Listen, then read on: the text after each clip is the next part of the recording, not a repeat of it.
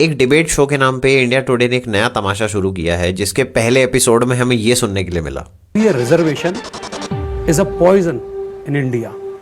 यह देश के लिए एक जहर है। रिजर्वेशन को जहर बोलने वाले इस आदमी का नाम है पंकज धावरिया।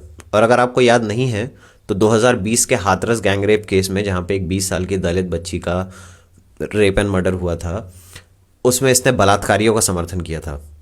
और जब इससे सवाल पूछा गया कि आप तो वो इंसान है जो बलात्कारियों का समर्थन करते हैं, तो इसका जवाब ये था। तुम्हारे बारे में खबरें हैं कि तुम हाथरस के आरोपियों के समर्थन में खड़े थे रैली में। गलत क्या किया मैंने? आरोपी है वो। तो गलत क्या किया मैंने? उत्तर प्रदेश के हाथरस में सितंबर 14, 2020 को दलित समाज की एक 20 साल की बच्ची अपने घर पे वापस आ रही थी, जब उसके साथ में कुछ लड़कों ने ज़बरदस्ती की। उस लड़की को अस्पताल में भर्ती किया गया, जेएनएमसी अस्पताल में। उसने पहले एक अक्यूज्ड का नाम बताया, बाद में 3 अक्यूज्ड के नाम बताए। उसके बाद उन अक्यूज्ड को अरेस्ट किया गया और फिर उसके ऊपर रेप और अटेम्प्ट टू मर्डर का केस दर्ज किया गया। 2 हफ्ते बाद 29 सितंबर को दिल्ली के सफदरजंग अस्पताल में बच्ची की जान गई। अगले दिन 30 तारीख को उसे घर में वापस लाया गया। हाथरस में उसे उसके परिवार को उसे देखने नहीं दिया गया। 2:30 बजे रात को उसको जलाया है। मतलब अंतिम संस्कार जो है वो 2:30 बजे रात में किया है उसका। उसके परिवार वाले भीख मांगते गए। उसकी माँ की तस्वीर मैं यहाँ पे लगा दूंगा। आपने कभी नहीं देखा होगा कि किसी इंसान को रात के 2:30 बजे जलाया जाता है। मैंने अपनी ज़िंदगी में नहीं देखा है किसी को रात के 2:30 बजे जलाते हुए।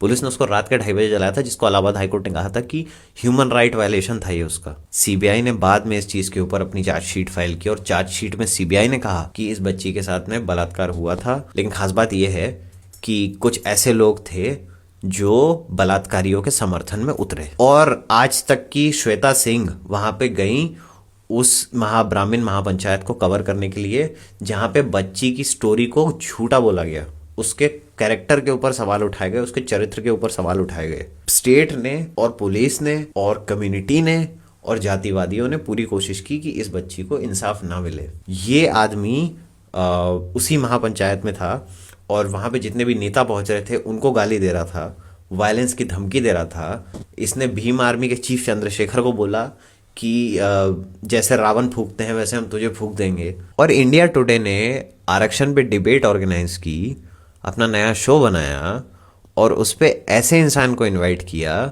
जो हाथरस के केस में इतनी नाइंसाफ़ी होने के बाद भी बच्ची की एक स्पेसिफिक जाति है ये देख के बलात्कारियों के साथ खड़ा हो गया। इस इंसान को बलात्कारियों के साथ खड़े होने की कोई शर्म भी नहीं है। ऐसे इंसान को बैठा के इन्होंने रिजर्वेशन पे डिबेट करवाई अपने स्टूडियो में बुला के। क्या तरीका है इंडिया टुडे, शर्म कर लो तुम थोड़ी सी।